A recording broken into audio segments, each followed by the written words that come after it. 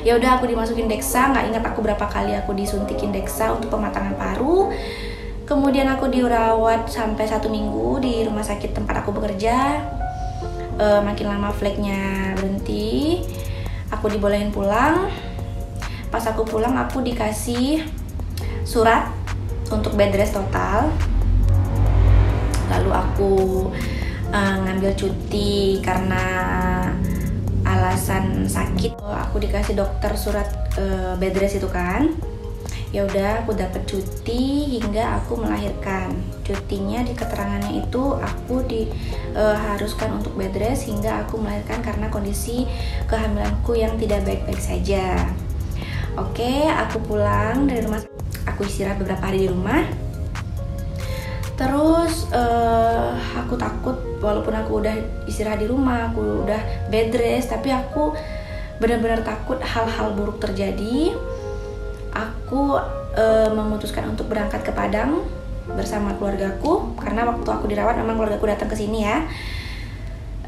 Pas aku stay di rumah ini, keluargaku juga masih di sini. Terus setelah berunding, kami memutuskan untuk berangkat ke Padang, karena jika terjadi apa-apa kan di Padang kan rumah sakitnya lumayan lengkap dibandingkan di sini. Ya udah, kami berangkat. Di Padang aku bed rest cuman 1 minggu pun. 1 minggu aku bed rest di rumahku, flek itu muncul lagi. Ya udah, flek muncul lagi, aku kontrol by phone aja sama dokterku. Yang di sini dokter bilang aku nggak boleh turun dari tempat tidur. Walaupun aku mau ke kamar mandi pun nggak boleh, aku harus tetap di tempat tidur. Kencing pun aku harus di tempat tidur, ditampung pakai pispot, atau kalau lebih bagus tuh pakai pampers gitu. Memang nggak bisa sama sekali bergerak, nggak boleh turun dari kasur. Ya udah, pada saat itu aku pakai pampers, bun.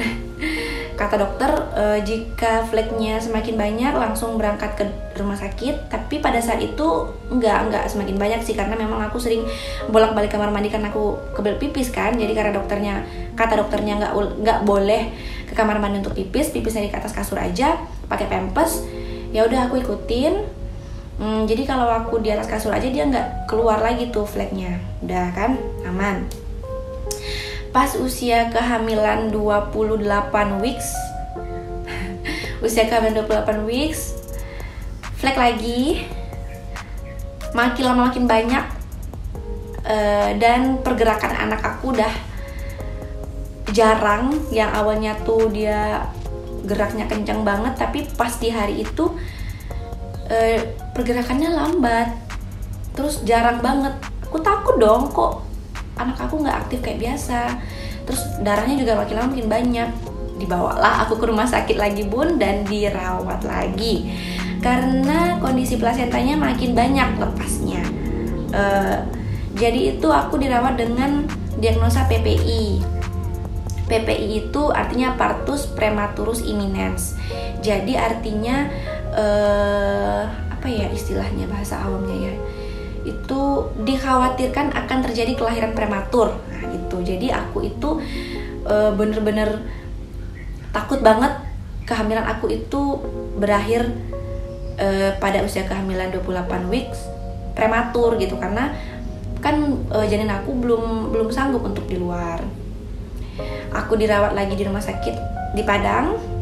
Di sana aku diinjeksi Dexa lagi yang pematangan paru, padahal sebelumnya udah. Terus dikasih lagi sama dokternya 3 kali deh kalau nggak salah. Waktu aku di Padang itu aku diinjeksiin 3 hari berturut-turut. Udah sampai aku udah nggak flek lagi. Terus paru-parunya udah mateng, tapi dia alhamdulillah nggak bertambah lagi, pelepasan plasentanya udah nggak bertambah lagi. Aku dibolehin pulang. Aku cukup dirawat 1 minggu aja waktu itu. Ya udah, aku pulang. Aku kontrol rutin tiap minggu. Ke dokter yang di Padang, karena kondisi aku yang ditakutkan tiba-tiba brojol aja gitu kan, tiba-tiba lepas aja gitu plasenta semuanya. Karena kalau lepas bahaya banget bagi janinku, karena kan dari sanalah suplai makanan, oksigen dan hal-hal yang menopang kehidupannya kan dari plasenta. Nah, kalau plasentanya lepas otomatis putus dong rantai saluran makanannya gitu kan.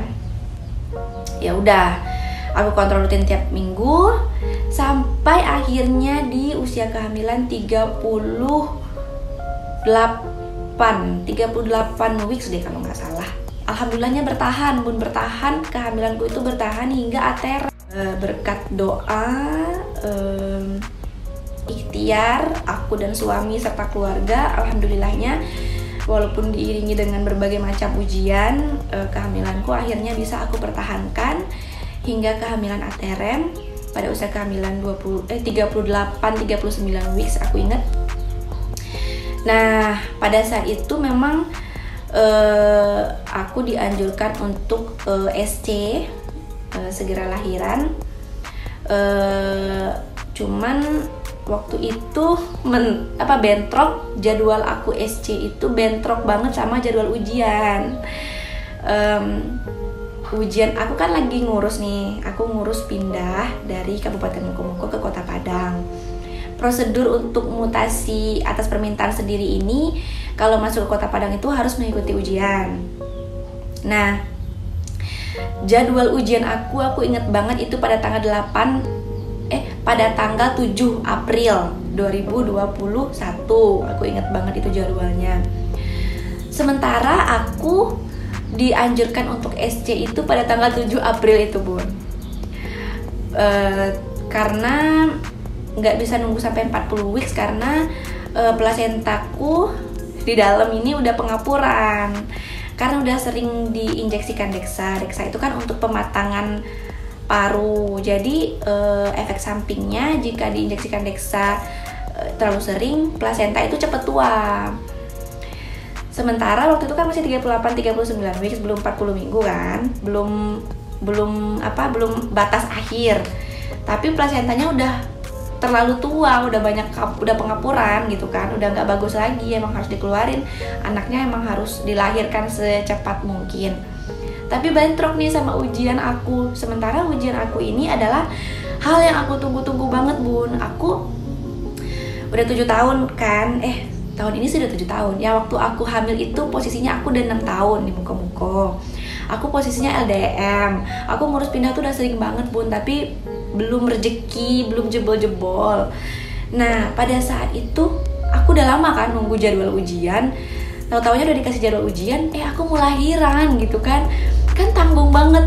Terus aku negosiasi dong sama dokter. Dok, diundur 1 apa 2 hari, apakah memungkinkan? Kalau memungkinkan, aku mau ujian. Aku ceritain dong, aku mau ujian, aku mau ngurus pindah dan bla bla bla. Tapi kalau nggak memungkinkan, dok, nggak apa-apa, aku SC aja tanggal 7, aku bilang gitu. Mungkin emang belum rezeki aku untuk ngurus pindah ini. Dan dokternya untungnya pas melihat kondisi anakku, kondisi plasentanya memang walaupun pengapuran masih nggak apa-apa kok kalau ditunggu 1-2 hari. Ya udah, Dila, kita SC-nya tanggal 9 aja karena kan ujiannya tanggal 7. Disuruh istirahat dulu tanggal 8. Habis itu kita SC tanggal 9. Alhamdulillah dong. Pada tanggal 7 aku datang ke tempat ujian, aku udah gini, udah susah banget kan, mana udah jalannya udah susah, mana kaki udah bengkak, ujian dari pagi sampai sore.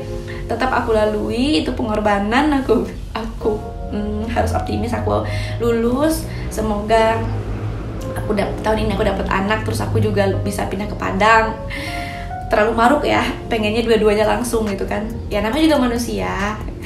Nggak apa-apa dong berharap dua-duanya. Ya udah, aku ujian sudah selesai. Aku udah selesai ujian, terus tanggal 8-nya aku istirahat di rumah dulu, tanggal 9-nya aku langsung SC. Itu nunggu antrian karena ada operasi sito waktu itu kan, ada yang lebih emergency, didahulukan dulu yang emergency. Akhirnya aku dioperasi itu habis asar, pas azan asar. Aku ingat pas azan asar anakku keluar. Alhamdulillahnya selamat, tidak kurang satu apapun. Berat badannya di bawah dari prediksi, karena diprediksi waktu itu 3,2 kilo, lahirnya 2,8 kilo. Gak apa-apa, yang penting berat badannya normal, anakku normal, sehat, tidak kurang satu apapun. Rasanya tuh anugerah terindah dalam hidup aku, luar biasa banget. Allah kasih aku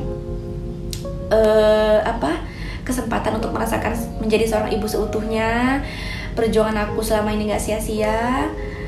Semoga ibu-ibu, bunda-bunda di luar sana juga bisa ngerasain kebahagiaan yang aku rasain pada saat itu. Semoga ya bun, untuk bunda-bunda yang masih menunggu, semoga segera diijabah doanya oleh Allah.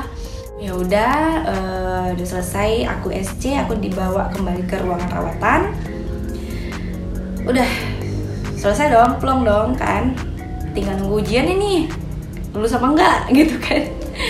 Satu doa aku udah terkabul nih sama Allah, aku udah dikabulin doaku sama Allah. Tinggal doaku yang satu lagi. Ya udah, 1 minggu setelah itu hasilnya keluar dan masih belum rezeki bun. Aku belum lulus. Mungkin Allah suruh aku fokus dulu kali ya, fokus ke baby dulu. Karena kan kalau aku lulus ujiannya ya bakal ngurus surat bolak-balik. Posisinya kan aku masih masa nifas. Ya aku ngambil sisi positifnya aja di situ. Allah suruh aku fokus dulu menjadi seorang ibu yang aku idam-idamkan itu. Aku bahagia dulu, aku ngerasain kebahagiaan aku dulu, begadang dulu, mengasihi dulu gitu kan. Nanti aja pindahnya, kata Allah gitu kali ya. Ya udah, alhamdulillah perjuangan aku nggak sia-sia. Ikhtiar aku akhirnya membuahkan hasil. Ya, lahirlah Noah Albiru Virendra pada tanggal 9 April tahun 2021. Semoga apa yang aku ceritain jadi penguat dan penyemangat untuk bunda-bunda di luar sana.